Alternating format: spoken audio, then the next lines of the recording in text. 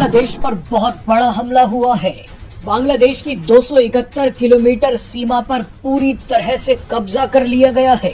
यहाँ तक कि दावे किए जा रहे हैं कि बांग्लादेश के टेक्नाफ शहर पर भी कब्जा कर लिया गया है। बांग्लादेश भारत को धमकी देने में व्यस्त था, लेकिन म्यांमार के एक विद्रोही संगठन ने बांग्लादेश की सीमा पर ही कब्जा कर लिया है। ये विद्रोही संगठन बांग्लादेश पर जबरदस्त हमले कर रहा है। हमले इतने भीषण हैं कि बांग्लादेश की सेना म्यांमार बॉर्डर से भाग गई है। म्यांमार के विद्रोही संगठन अरकान आर्मी ने बांग्लादेश में घुसकर हमले किए हैं। अरकान आर्मी रोहिंग्या मुसलमानों और बांग्लादेशी मुसलमानों पर ड्रोन से हमले कर रही है। कई लोगों का तो यहाँ तक कहना है कि अरकान आर्मी भारत को खुश करने के लिए बांग्लादेश के टुकड़े करना चाहती है, क्योंकि अरकान आर्मी चाहती है कि भारत अपना कलादान प्रोजेक्ट पूरा करे। अब इस दावे में कितनी सच्चाई है उस पर चर्चा करेंगे, लेकिन पहले आपको दिखाएंगे कि कलादान प्रोजेक्ट क्या है, अरकान आर्मी क्या है और अरकान आर्मी बांग्लादेश की सीमा पर कब्जा करके क्यों बैठ गई है। दरअसल बांग्लादेश दो देशों के साथ बॉर्डर शेयर करता है। बांग्लादेश के 3 तरफ भारत है तो एक तरफ म्यांमार। म्यांमार का रखाइन इलाका बांग्लादेश से लगता है। अब बांग्लादेश के खिलाफ रखाइन स्टेट में अरकान आर्मी आकर खड़ी हो गई है।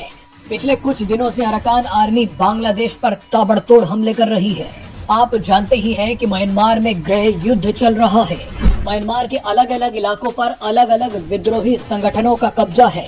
ऐसे में रखाइन इलाका जो बांग्लादेश से लगता है, वहाँ अरकान आर्मी का राज है।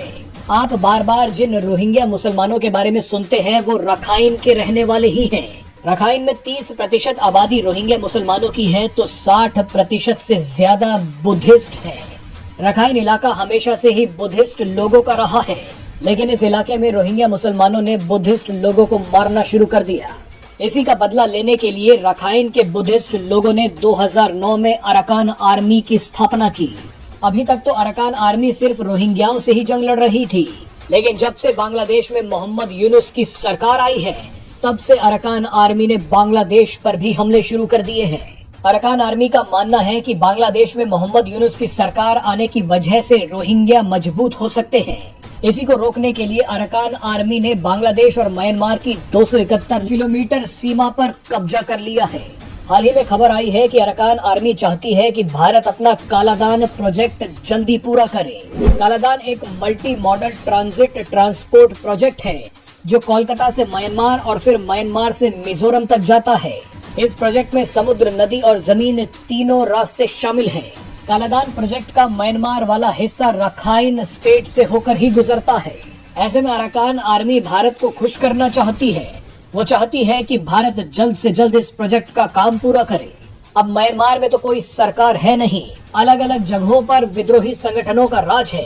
ऐसे में रखाइन इलाके के सारे फैसले अरकान आर्मी कर रही है।